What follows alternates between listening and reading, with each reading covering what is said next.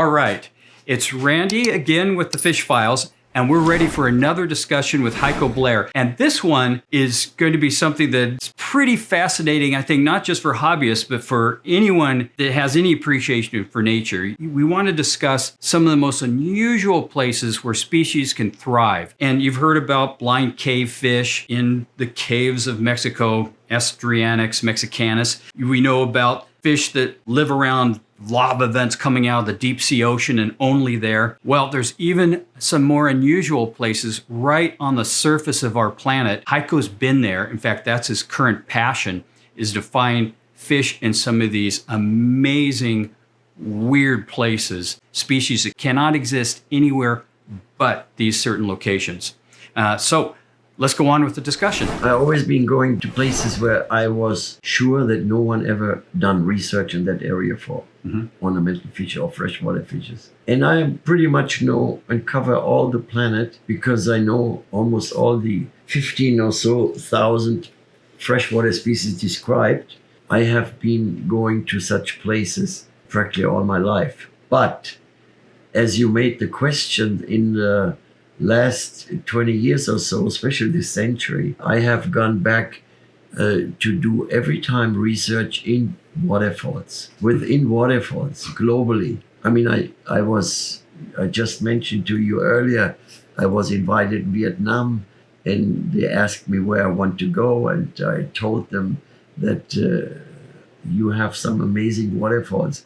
I want to do research in those waterfalls. And it took a long time until I got the permit in Vietnam to go to these places. And I found 8 new loach species, fantastic loaches.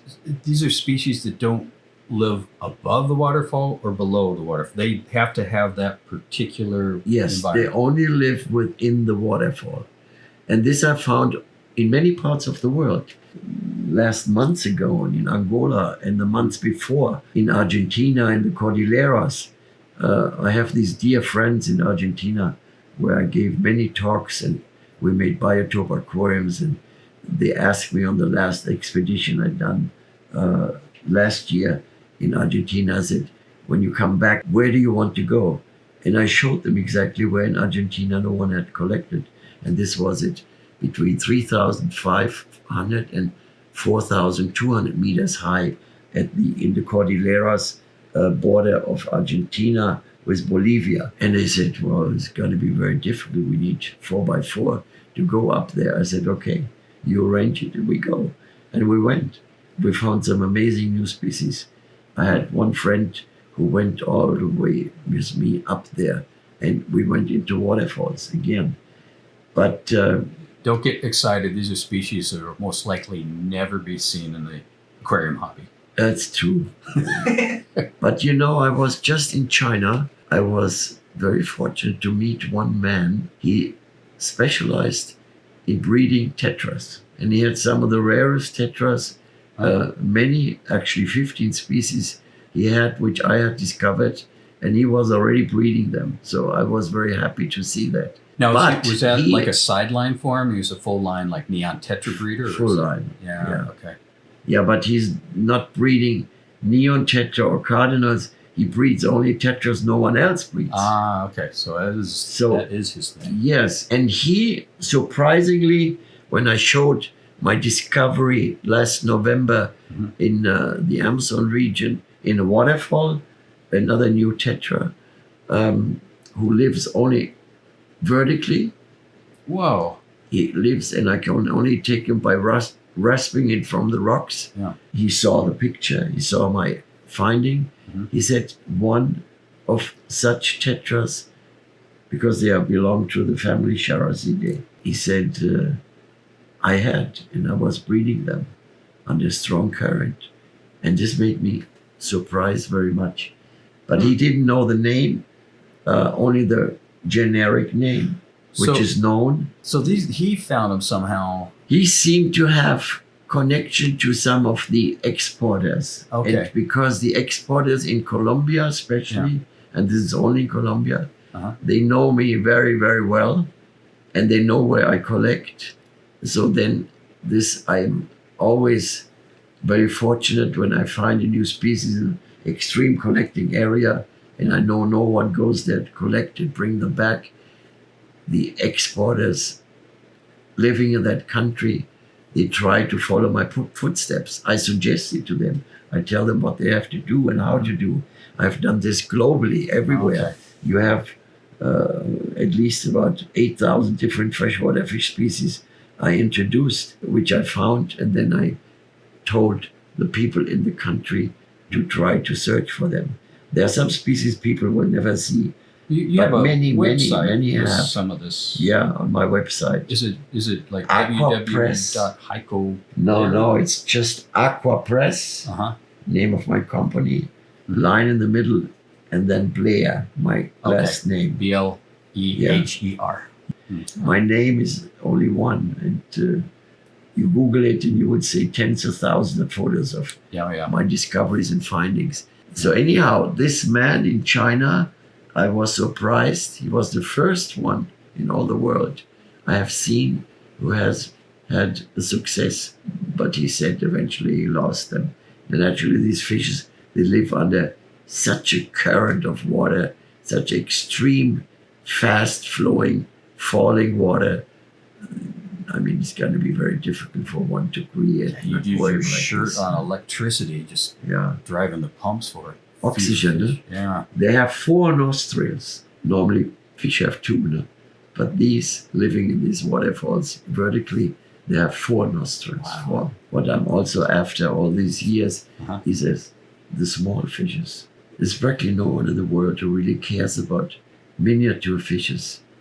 I mean, Weitzman, the late American ichthyologist, they're a dear friend, but he passed away also from the Smithsonian Institute. He was doing some work on miniature fishes and described some species. Weitzmani?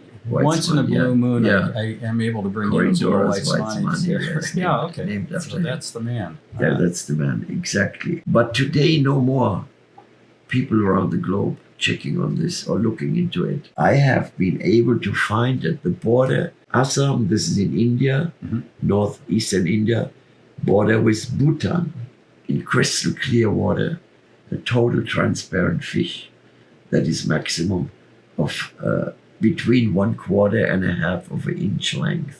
How Tiny, so tiny you fish. found one that's transparent in a Yeah. 1/4 of an inch. Yeah. That alone would be You can see it. difficult. You can practically not see it in my Yeah. special net. But then I was fortunate, and this is why I mentioned it also. In South America, the size of this fish from the border with Bhutan is 6.9 millimeter. I don't know if anyone has an idea how tiny it is. I'm an engineer. I got an idea. The fish is so small, I photograph it always on my, how do you call this finger? Your pointer finger? Pointed finger, yeah. It's in the middle of my pointed finger when you see it on the photograph. It doesn't take on the space, half of the space of my pointed finger. Wow. This probably is what I found the smallest vertebrate on the planet.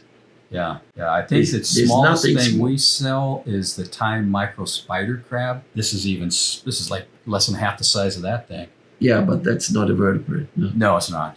It's a crab. I'm talking about a vertebrate. So chili rasbora, that's the smallest thing we sell. yeah, so this is definitely the smallest, Yeah. and there are some Indian exporters.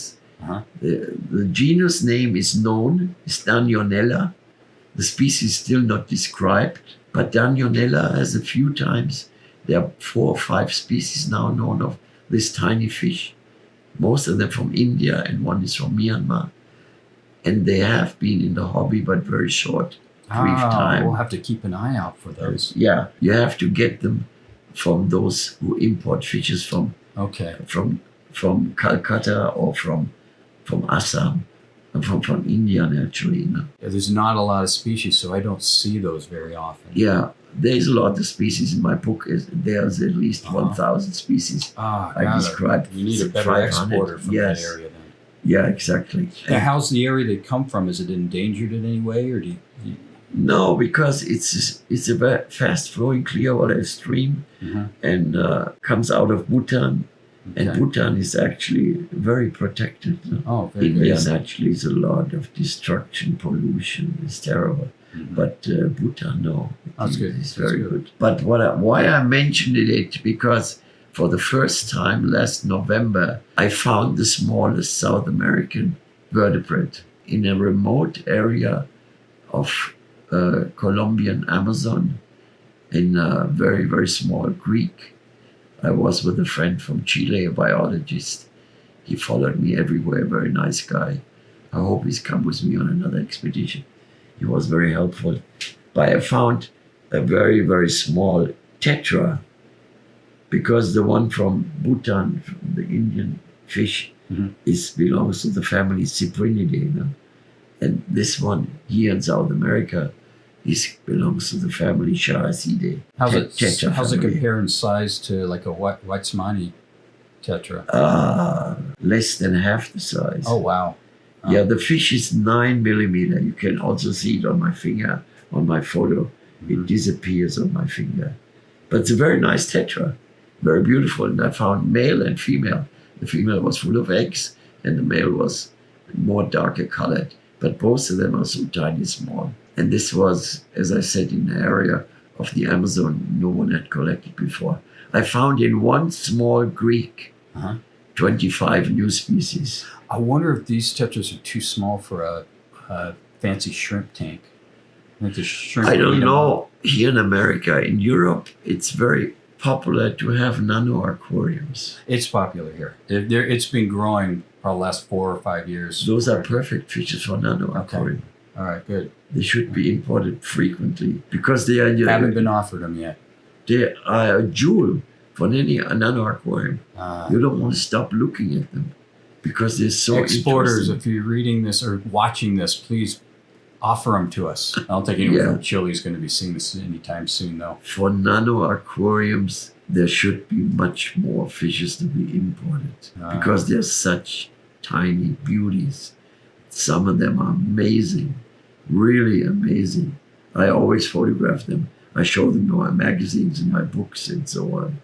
But nano fishes are just fantastic. Yeah, our number one nano fish species that we sell probably the Brigitei chili rasboras. Yeah, because they can be bred. They're easy to get. We don't get a lot of exotic. Yeah, like you said. Yeah, we don't get a lot of exotic, hard to find nano species. It's like no one's doing it. I guess it's a lot of handling for a little fish. It's be difficult to make a dollar in that trade if you're that's the point. Yeah, that's why the collectors and the importers don't want to. You cannot collect them in large numbers. No? Yeah. You are lucky if you find 10, 20, 30, maybe 50 or so.